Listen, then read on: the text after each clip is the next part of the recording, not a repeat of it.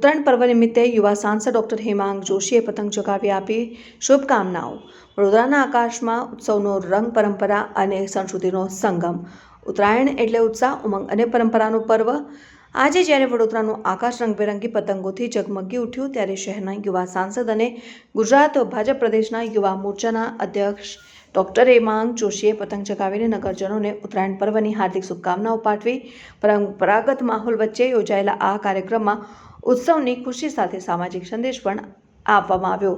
કાર્યક્રમ દરમિયાન ડોક્ટર હેમાંગ જોશીએ પતંગ ચગાવીને પરંપરાગત ઉત્સાહ વ્યક્ત કર્યો અને વડોદરા શહેરના નગરજનોને ઉત્તરાયણ પર્વની હાર્દિક શુભેચ્છાઓ પાઠવી હતી। તેમણે જણાવ્યું હતું કે ઉત્તરાયણ પર્વ આપણા જીવનમાં નવી ઉર્જા, સકારાત્મકતા અને એકતાનો સંદેશો આપે છે।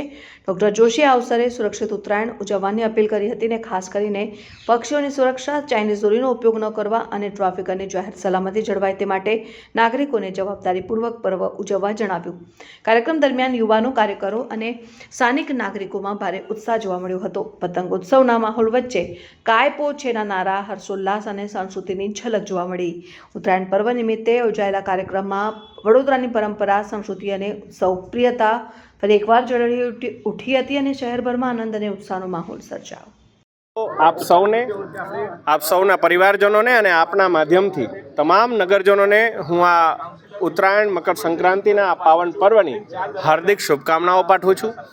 ઉત્તરાયણ નિમિત્તે આજે વડોદરા શહેરના મધ્યે અમારા સાથી કાર્યકર્તાઓ ભાઈ શ્રી સચિનભાઈ, તેજસભાઈ અને અમારા સંગઠનના માન્ય પ્રમુખશ્રી, તમામ કાર્યકર્તાઓ, તમામ કાઉન્સિલરશ્રીઓ સાથે મળી અને અમે ખૂબ રંગેચંગે ઉત્તરાયણ ઉજવી રહ્યા છે અને સૌ સાથે મળી આ 2 દિવસ આનંદ પ્રમોદ સાથે ઉજવાય એ માટે આપ સૌને પણ હું હાર્દિક શુભકામનાઓ પાઠવું છું। સાંસદશ્રી, વાત કરીએ તો હવા તો અત્યારે નથી, પરંતુ જે અત્યારે રાજકારણમાં હવા ચાલી રહી છે, 5 ધારાસભ્યોની જો વાત કરીએ, 5 ધારાસભ્યો એમની જગ્યાએ કહી રહ્યા છે કે અમે અમારી વાતને લઈને કટિબદ્ધ છે।